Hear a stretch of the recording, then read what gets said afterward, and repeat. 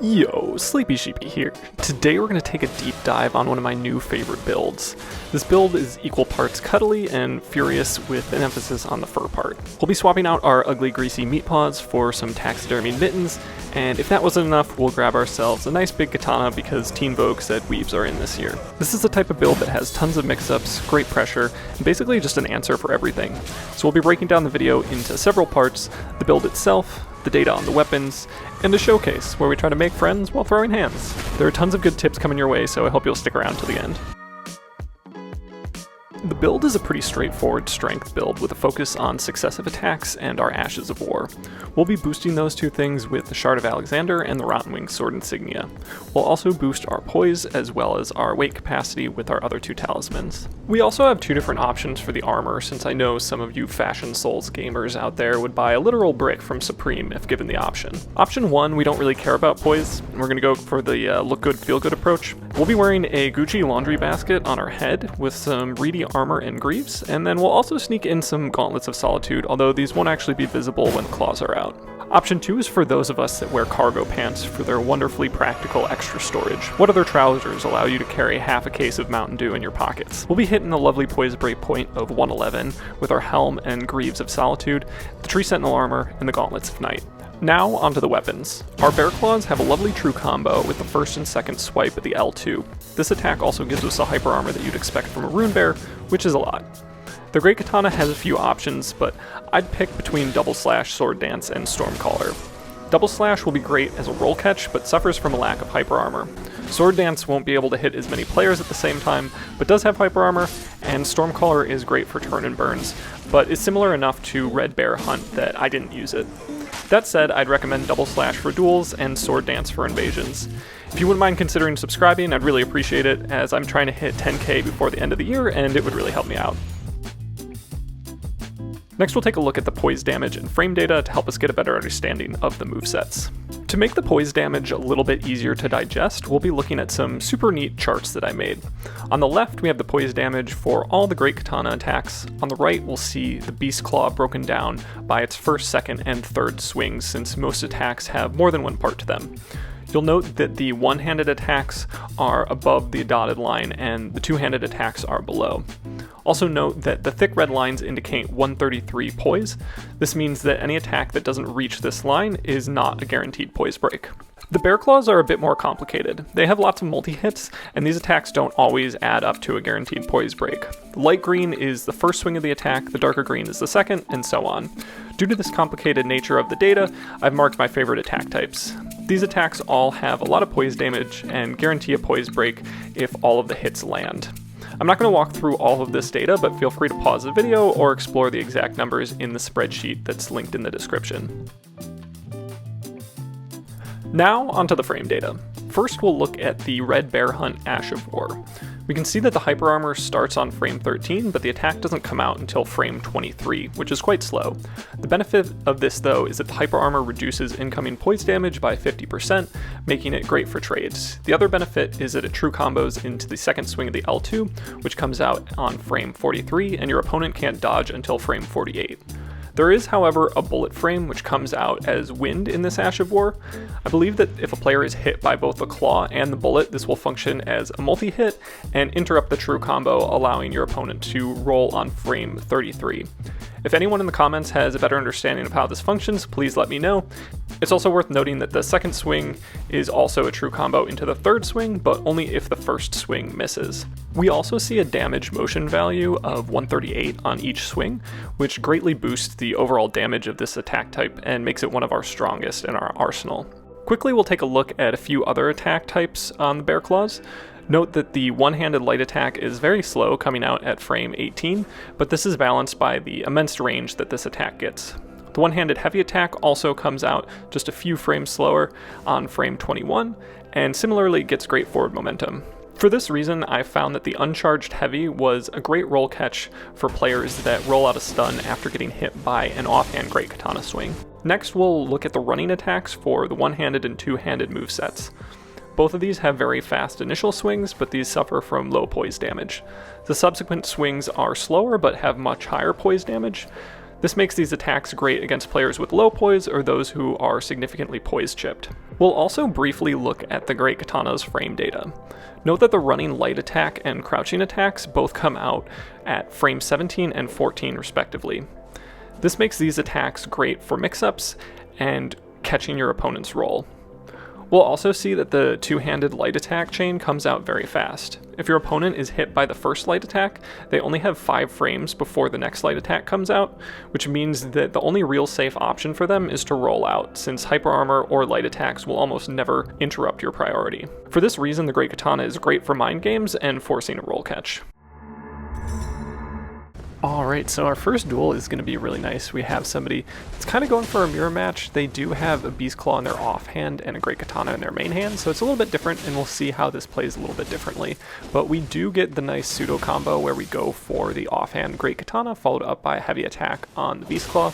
Then we share the same brain cell for just a moment, and then back up, swap our talismans, and get ready for a final trade here with the Great Katana as we wait for our opponent to roll, go for a follow-up, and finish them off. Our next opponent is also going to be running claws, and we'll show off how much forward momentum you get with the ravioli step here, as the backstep attack already has a lot of forward momentum, so if you do a reverse backstep, then you're just getting a ton of distance, which is a great way to cover ground in neutral.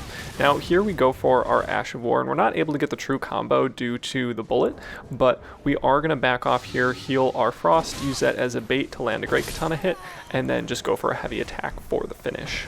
Our next opponent will be running Power Stance Kibas, which is a setup we don't see that much in the meta today, but it is still quite strong. They also have a liberal amount of blood grease applied, so we'll need to look out for the potential bleed proc. We're going to go ahead and try to bait some aggression. We throw out an offhand katana swing and hang out in neutral for a little bit, seeing what they're going to do. We try to delay our roll, but accidentally get caught by one of the swings of the katana. We roll in, trying to avoid their Ash of War, and then here we have my favorite type of backstab, which is a whiff backstab followed up by another whiff backstab followed up by a successful backstab, and then we catch a final roll for the finish. This next one is going to be against a player that really knows what they're doing, and somebody that we're going to need to respect, and they're also respecting our play, which means it's going to be a little bit of a long one. And this is what you'll see if you ever watch like tournament style PvP for Elden Ring. It's very slow. Everyone is kind of just waiting for a good opening, and the openings don't come all that often. Like, you can be aggressive, but your opponent is not going to mash out a stun too often, and they'll pretty much only do it just as a kind of way to surprise their opponent as part of mind games. So here we're just trying to space appropriately, occasionally throw out some unexpected attacks potentially, but we're mostly going to be two-handing our katana because we really need the quick pokes that we get with both the crouching and light attack, as well as the running attack. So those are kind of the things at the top of our mind, and we're trying to not take too much damage. Our opponent's not using their offhand axe, and I think if they had used it a little bit more, they would have gotten a decent amount of chip damage. But again, mostly just playing footsies in neutral, looking for a good opportunity to potentially bait a roll of our opponent and see if we can get some damage. So here we do bait their second roll, switch over to the offhand claw, then take a trade. We throw out an Ash of War with our offhand claw. We don't get anything to connect because they, again, are quite patient and are very much respecting our space, and we're just trying to change up our movement a little bit. And fortunately we do get a hit and then swap over to the two-handed moveset of the claws for the finish. Alright, on to my favorite part of the showcase, where we've got some absolute bangers of invasions for you. The first one is going to be on the steps before the final boss fight of the DLC, and we'll swap up our build a little bit, mostly just so we can deal with this Great Shield. I find that swapping over to something with Royal Knight's Resolve as well as the Hammer Talisman just makes your life a lot easier. Here, as we go for a running attack, we can see the guard is no match for the amount of stamina damage that we're doing, and we get a very quick riposte. And now we just have to deal with Kevin 1.0 and Kevin 2.0, so that's going to be a little bit scary, and we're going to switch our build back to what We wanted to focus on which was not the Hammer Talisman, not RKR on some fists, but the Bear Claw and the Great Katana.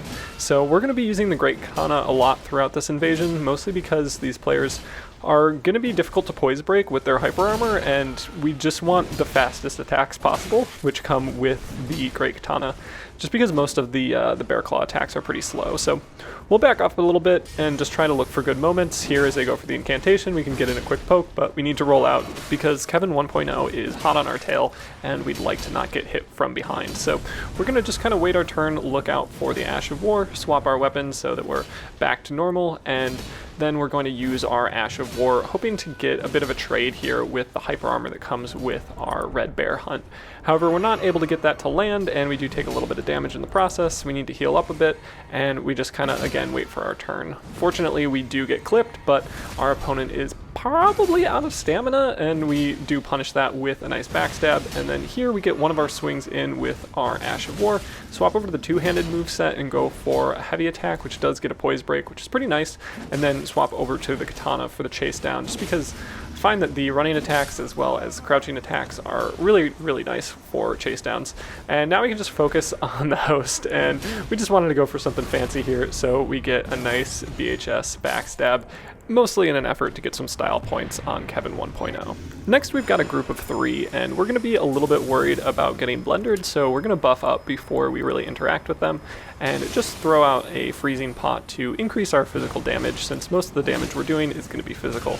Now, we do get caught a little bit by this one phantom, but we're able to kind of sneak out before we take too much damage and get ourselves situated a little bit better. So both these phantoms do follow us down, which is somewhat helpful. One has ranged attacks, which we can poise break pretty early, and then we can focus here on the player with the Great Hammer. Now, again, we're going to back off a little bit, see if we can get ourselves isolated with one player, and here we can see how helpful that is as we go for our Ash of War and then follow it up with a Great Katana swing for the finish. So that true combo is super deadly, especially if your opponent is already frostbitten, because you'll be doing more physical damage with that Ash of War. Now we also throw a sleep pot, and unfortunately this player gets hit by both of our attacks. I think that might true combo the running attack into follow-up light attack on the Great Katana when your opponent is slept.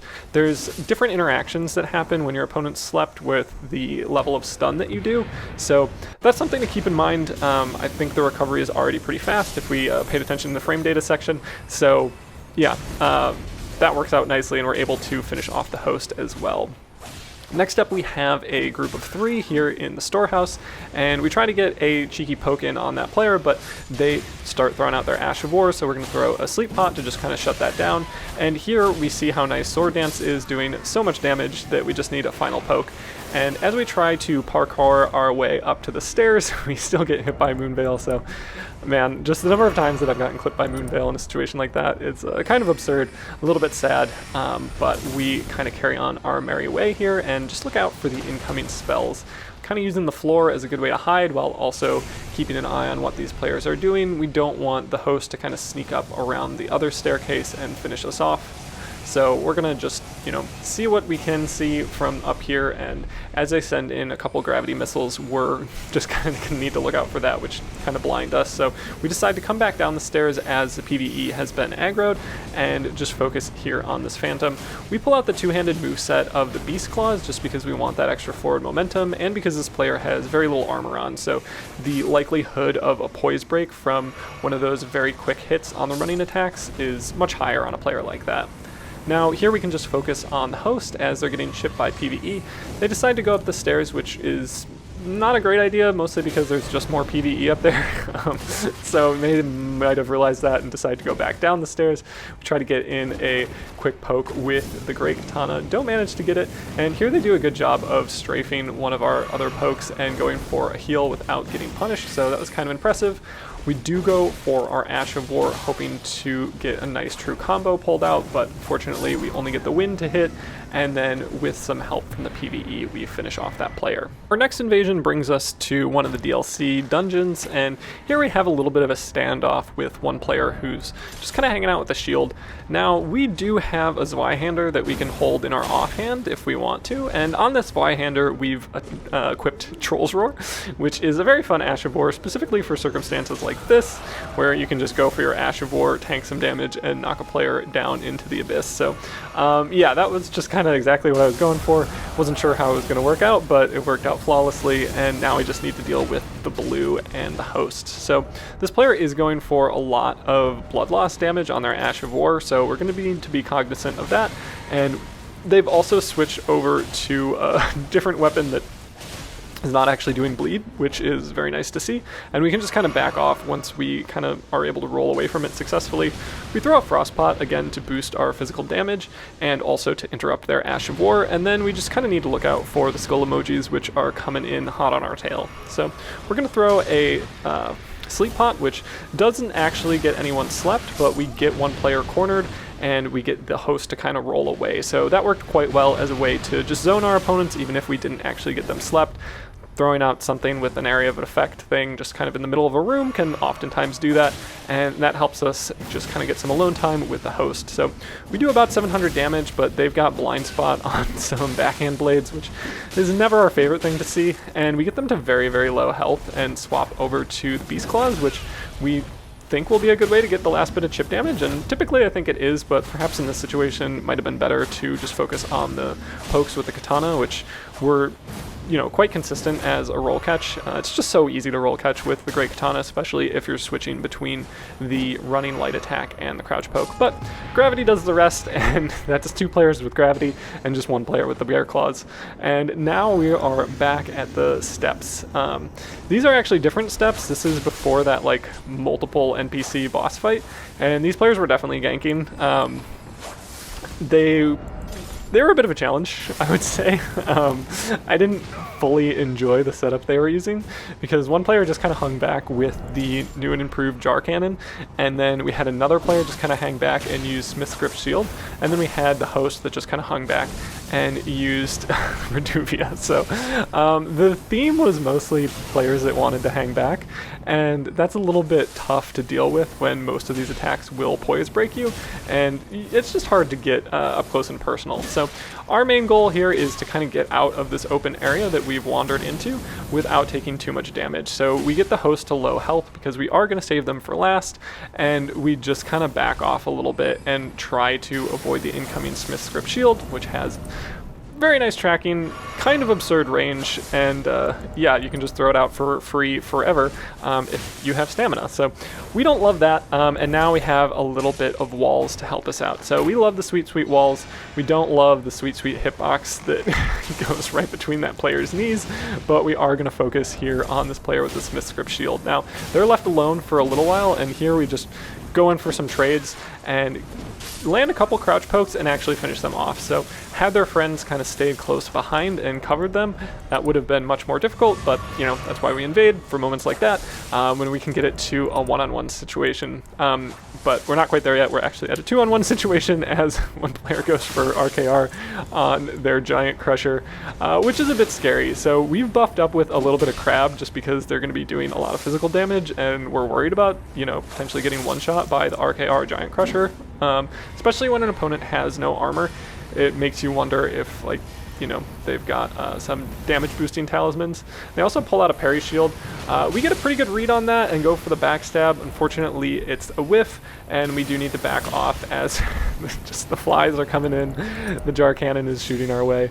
And we feel like this might be a little bit of a long one, so we go ahead and get some regen going, just because, you know, we probably need our flasks. These players are pretty patient. They seem to have a lot of ammunition, and yeah, if we can just get some gradual HP back, that'll be great. But we go for a nice jumping attack, just trying to avoid getting parried by this player, and here they get stuck on this curtain and they get hit by the second jumping attack. So not a ton of HP, but we do pull out the parry shield, go for the hard swap, and we just kind of wanted to add a little bit of insult to injury to this group, so we go for something fancy for the finish and say GG's. Our next invasion is going to involve 2 players, and one of them is going to be a max level phantom that definitely goes on Reddit a lot.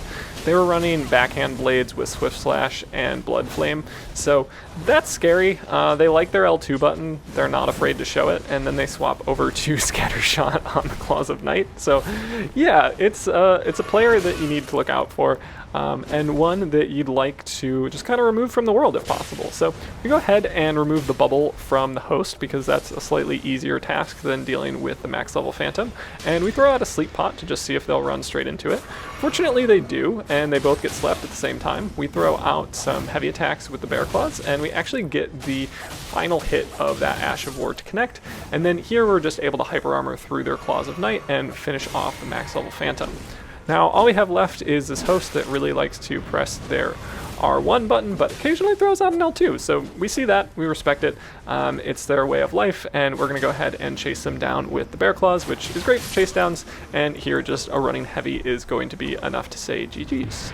Now, where that last invasion had a Phantom that might not have really known what they were doing, this one has a player that really does know what they're doing. They're using KGS with Piercing Fang, which is just like a classic I know what I'm doing setup, and someone that they were going to need to respect. You know, they're guarding a little bit to maybe bait a roll, just trying to be aggressive and cover their opponent, or cover their Phantom rather, and then they're also just, you know, pretty patient. They're not always panic rolling, and they're potentially trying to frame trap with the host. So those are all good skills to have, and it means that we just need to respect this player more than your average Joe. We throw out one light attack that we do get to connect, and that comes at a perfect time because they don't have Hyper Armor yet, and that's something we're going to be playing around. So here we're actually able to trade into Piercing Fang with our Ash of War, and now the big mistake that the Phantom makes is that they don't throw out a heal. So they should have just healed, and I think I would have had a much harder time. They clearly knew what they were doing, but that brings us to just a one-on-one with the host here, and we're using our offhand attack. We wanted the Bear Claws out, but we do have the Misericord with Bloodhound Step, so sometimes that happens if you're soft swapping between the two, but we're going to be swapping quite a bit, and that's really how I like to play this build, where you're just using the two-hand moveset of the Great Katana, mixing that up with the, you know, the heavy attack of the Bear Claws, and just kind of trying to keep your opponent guessing. Especially in multi-opponent situations, it's just mostly useful to be using the Great Katana because the Bear Claws are a little bit slow. And the Ash of War, I think, is something that you can very much pull out in multi-opponent situations, but the Great Katana is just so good for its very quick poise breaks, and that's really what we're looking for, is quick poise breaks, so we can get in, get out, and also deliver a lot of damage. And we're going to need to look out for this player that's just using Waves of Gold over and over. This is going to be our last invasion here because it was just, you know, one of the invasions of all time where we see Waves of Gold pretty much the whole time. We need to really just kind of respect the desync, so we're basically double rolling everything, not really sure when that hitbox is actually going to show up, and we're just trying to get in some damage here on this Phantom, see if we can finish them off, but our host here has switched over to a slightly different Ash of War, so that was a great mix-up on their part, and we really weren't expecting it, and now a blue does come in. So I think maybe it's time to take a step back and just kind of talk about this build and why I like it so much. I think the Bear Claw Ash of War is just really nice for invasions, and I mean it's good for duels too, but the fact that you get a true combo just makes it really strong. And I feel like what the Bear Claws don't have gets covered really nicely by what the Great Katana has. So, I mean, you could just be hard swapping a bunch, like that would be totally fine too, but I feel like, especially too with the offhand swing that has a really nice roll catch combo with the heavy attack on the Bear Claws, it's just great. I find this to be one of my favorite builds just for the utility. It feels kind of straightforward, and it's just a lot of fun. But yeah, as always, if you wouldn't mind considering subscribing, I would appreciate it, and I hope you have a wonderful day.